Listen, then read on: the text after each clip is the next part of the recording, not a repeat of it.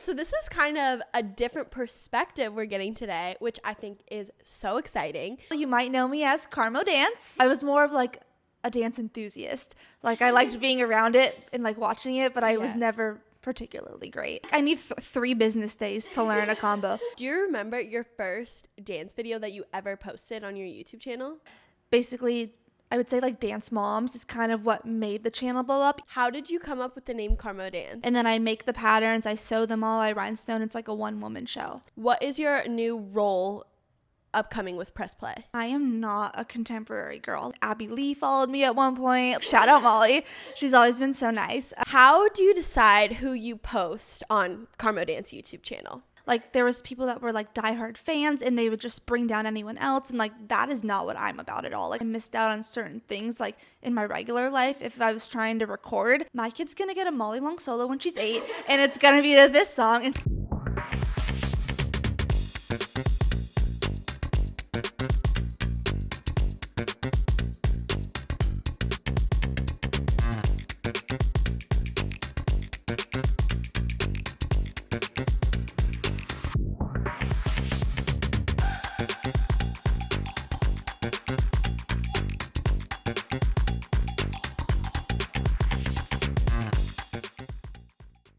Hey guys, what's up? Welcome back to Stop Talking Heads. I am so excited for today's guest. I'm here with Carrie. Also, you might know me as Carmodance.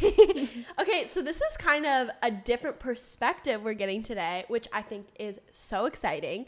Okay, let's start by, did you ever dance in your life? Okay, so I took one toddler class when I was like 3 years old, but according to my mom, I like cried. I wouldn't go in. Like I hated it. She danced, so she wanted me to like be in dance too. Yeah. But after that class, I did not go back to dance. Okay. Until high school. When I was like 14, I wanted to try it again. Okay. Just from having watched it online, I thought it was pretty cool. So that's when I started dancing at my school. Okay, so you danced at your school, but did you ever go like competitively? No, I was never that good. Like it was more of like a fun thing. Like I took like ballet, jazz, like a little tap. Yeah. But it was like very recreational. I was more of like a dance enthusiast. Like I liked being around it and like watching it, but I was never particularly great. Okay. Yeah. When did you start to notice like dancing online, I guess? Okay, so it was like this small choreographer, you might know her, but her name's Molly Long.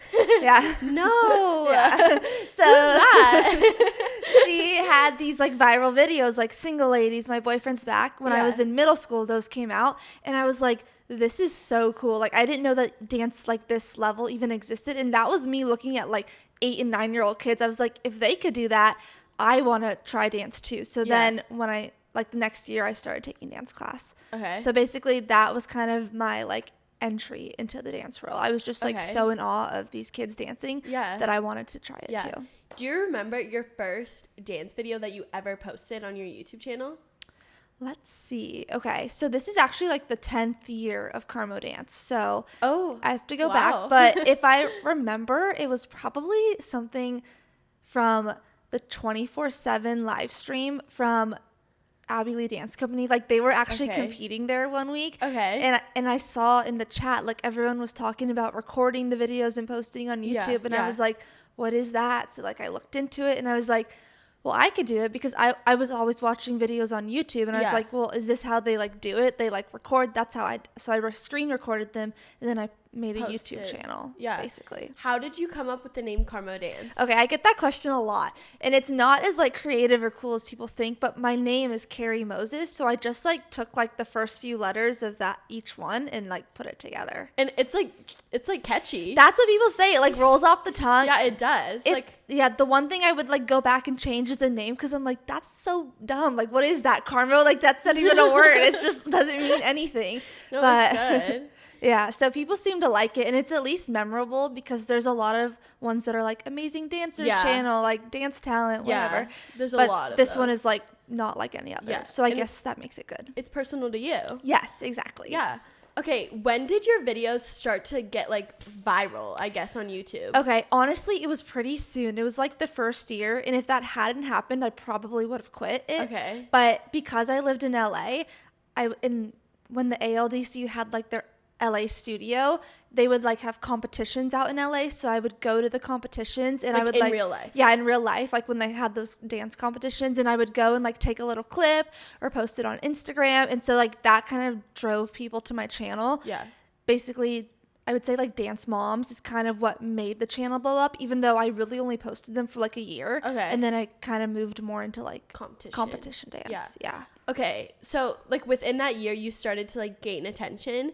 And then from Dance Moms, you shifted your focus to like competition dancing. Honestly, there's just more of it available. Like Dance Moms, I think it was like almost over by the time I was doing that. And then, with the competitions, it was just once I started watching them more, it's like there's so many good dancers. I started watching like Club, and of course, I already knew Molly, and then she opened Project like the year I started, or like the year after, and she invited me to actually like one of her intensives. I think I was there. Yes, you were. You guys were like minis. Yeah, it was so long ago.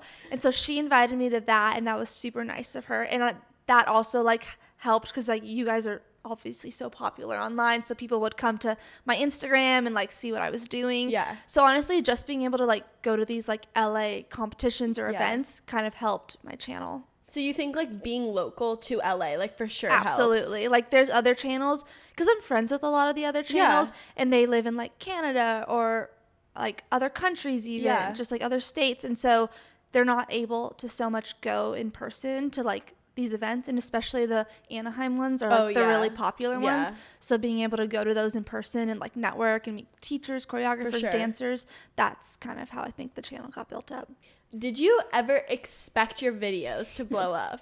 No, absolutely not. But once they did, it was kind of like I wanted it to get bigger. Like like once you get a little bit of that, you're like, oh, like this is cool. Like people are like, oh yeah, go to Carmodance. She has everything. Yeah. And then like once I started getting followed by like more dancers or even choreographers, like I remember when that happened, Abby Lee followed me at one point. Like so that's just, it was kind of like a nice trajectory. And as it got bigger, I was like, wow, this is like actually something. But I did not expect it at first. Did you ever have to like stay up till 1 a.m. to live stream a competition in like the East Coast? Yes. So back, I would say the first 5 years of Carmodance, I did screen recording. That's how I got like the videos. Yeah.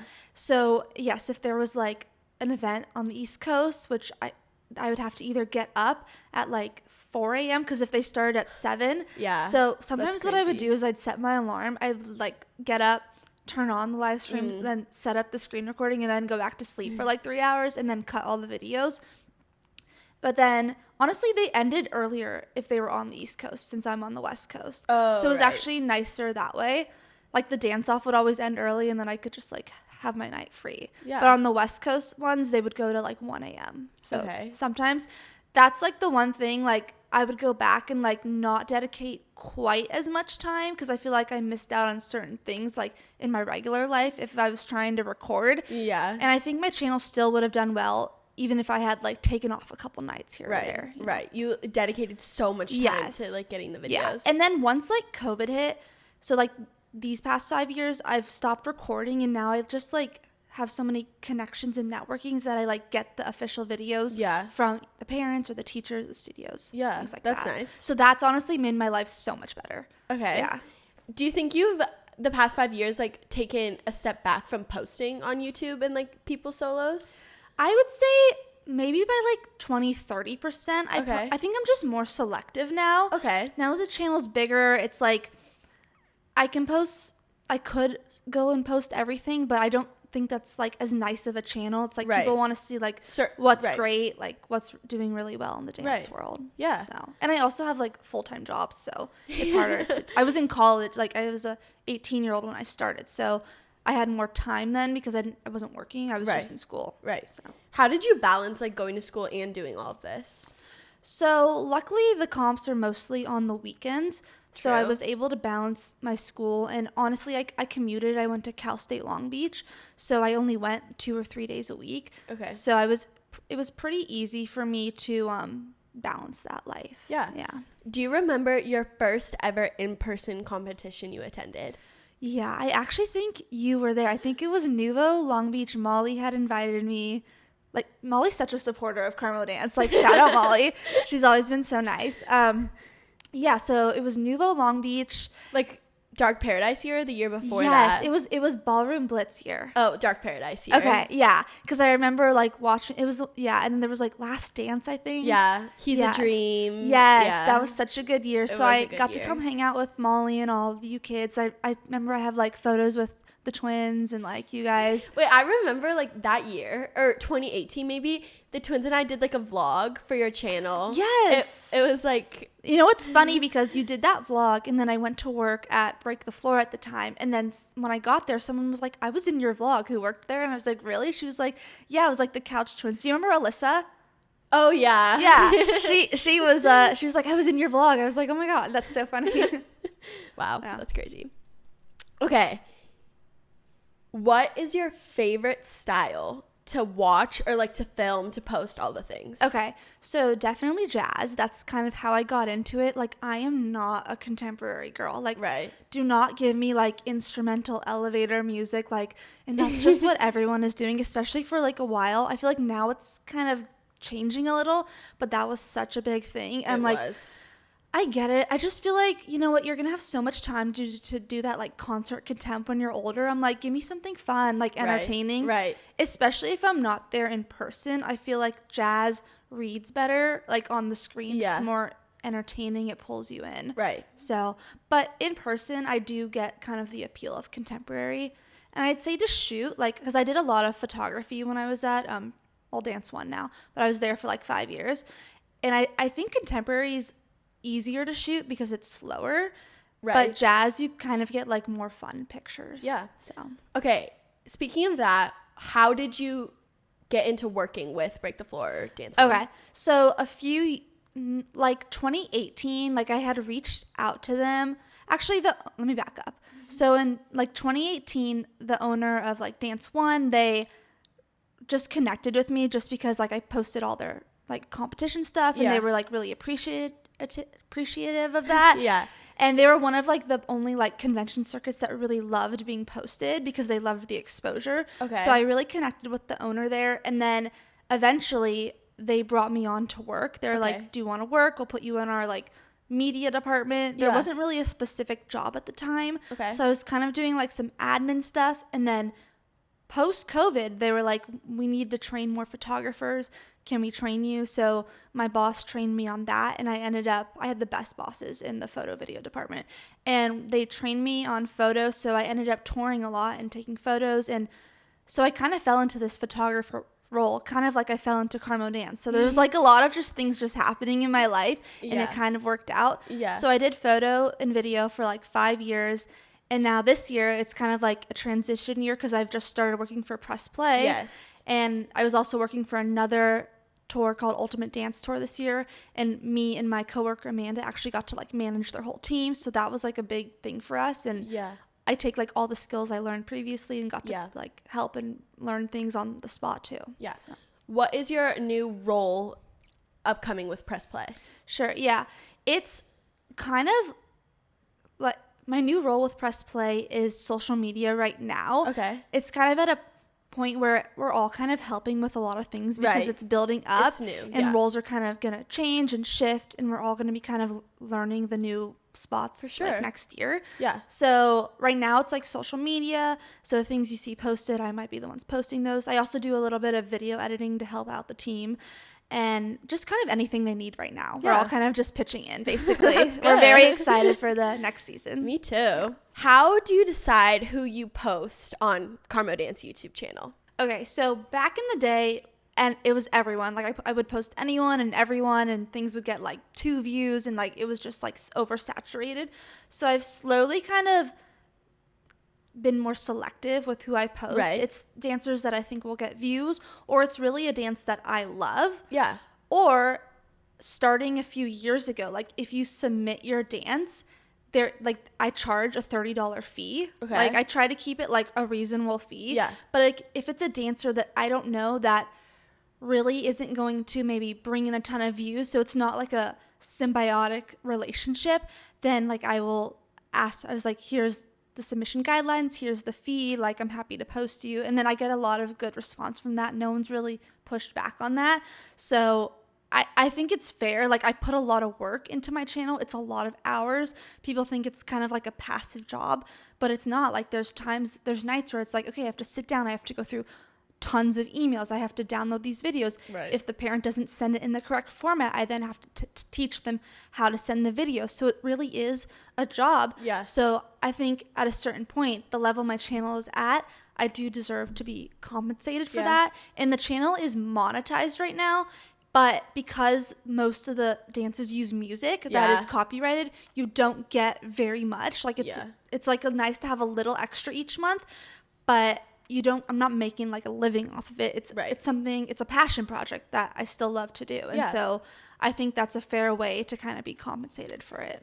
I think also what helped grow your channel is how quick you were. Okay, yeah. The twins and I would like actually get off stage and we'd be waiting to like see our video on YouTube from you because like we knew you were like on it. Yes, that was in the recording days. I was like, that's the thing. Like, recording, that's what helped grow my channel because it was so fast. Yeah. Once my channel got big, I was able to take a little bit more time because even if I wasn't the first to post, like, my video would still come up in the search. So that's like, I had to build it up and work really hard those first few years. Yeah. And then it paid off, and it still pays off. Yeah. Do you think your career goals have changed since you've started Carmodance?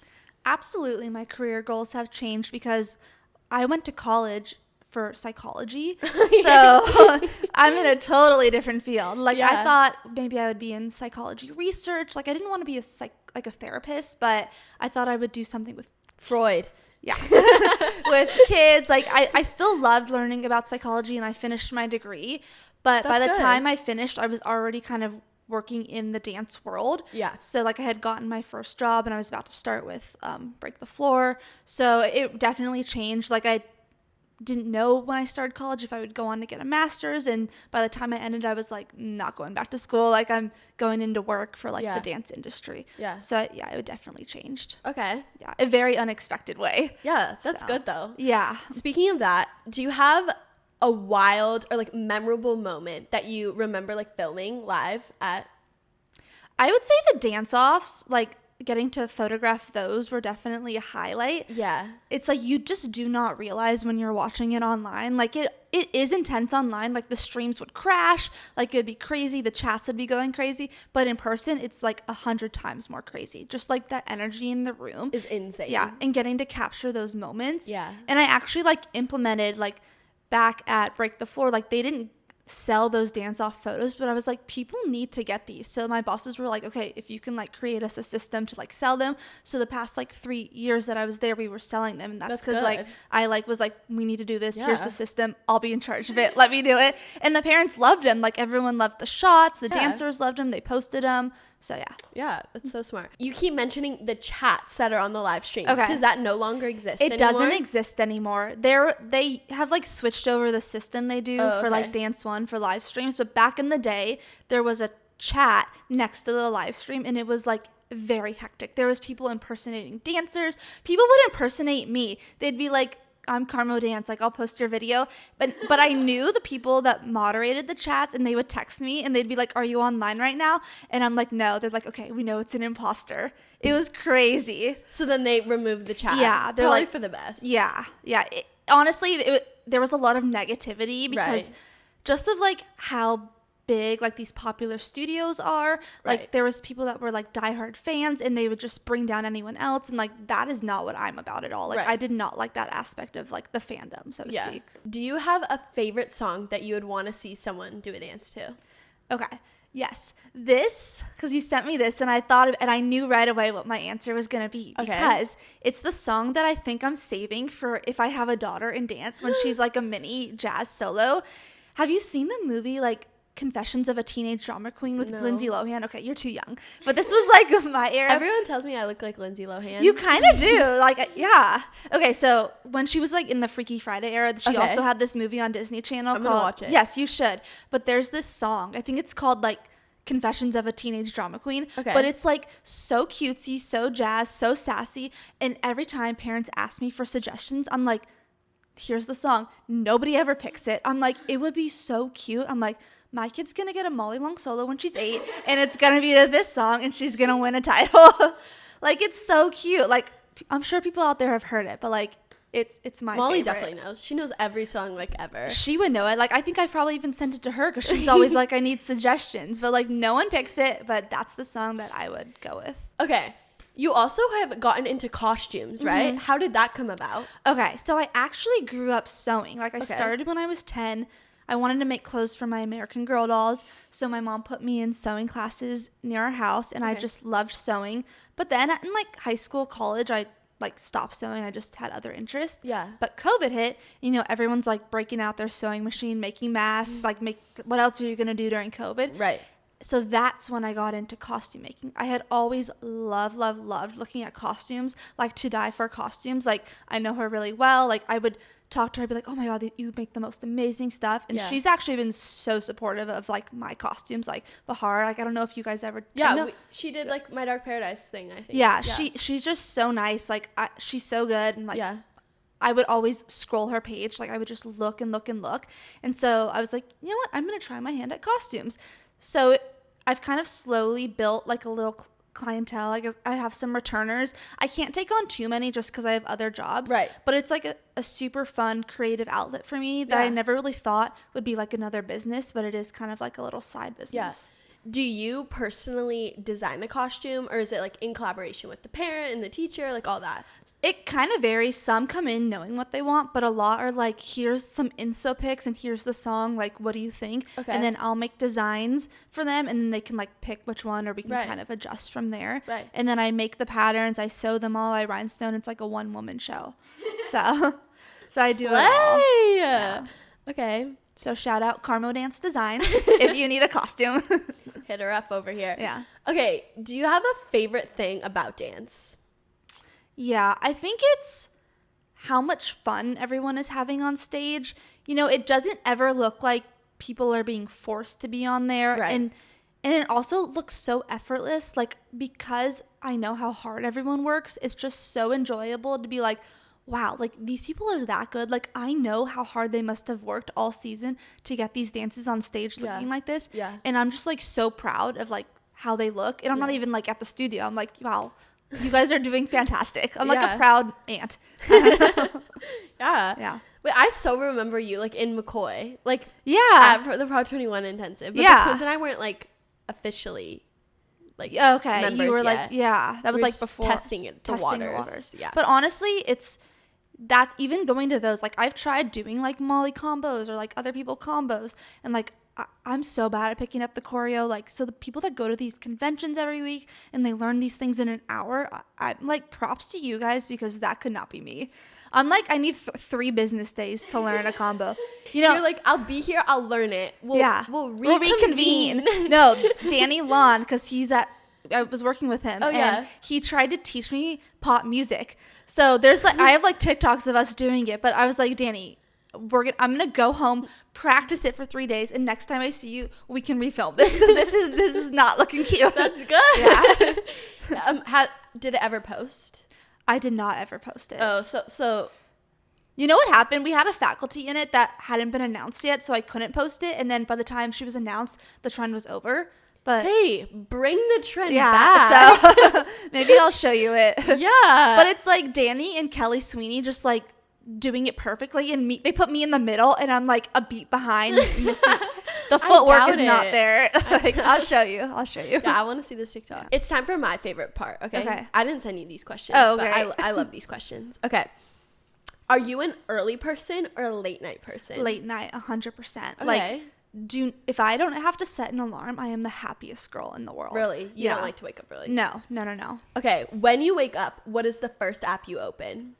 Probably Instagram. Okay. And sometimes TikTok, or then my email. Wait, I have a question. Yeah. Do you spend most of your time on your Carmodance Instagram or your personal Instagram, would you say? Personal. Really? Yeah. Like, I go on Carmodance to either post or talk to, like, if people DM me. Yeah. But I don't, and I do scroll a little, because I'm like, okay, I need to, like, keep up, see what's happening. Yeah. But, like, most of, like, my friends and, like, hobbies are, like, on your personal. Yeah. Okay. Yeah.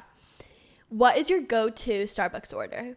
Okay, I actually really just got into coffee this year. Okay. Like, I was never a coffee person, but now I drink an iced mocha latte with oat milk. Okay, yeah. Oat milk girl. So it's kind of basic, but yeah. Okay. Yeah. Would you choose a beach day or a walk in the city?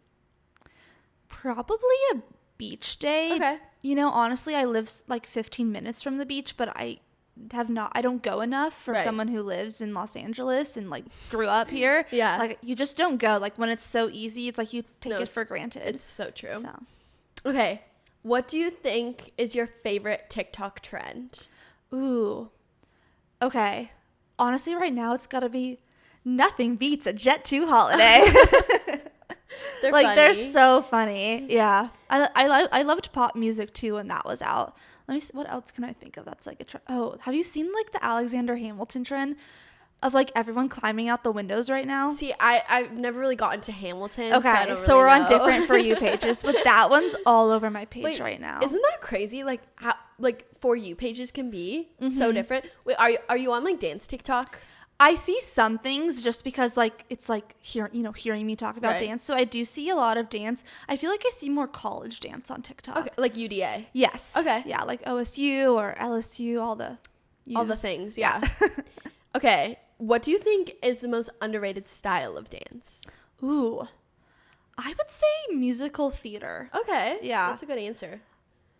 I feel like people might say tap, but I feel like people do tap. I feel like, and there's guaranteed a tap class at every convention you go to. I just feel like there's not a guaranteed musical theater. Yes. It's like you might get musical theater or you might get ballroom. Yeah.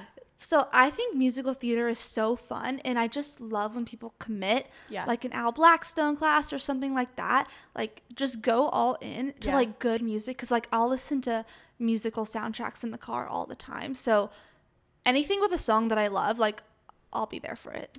Okay, speaking of that, what is your favorite singer to play in the car? Okay, that's Taylor Swift. Like, okay, do you have a favorite song?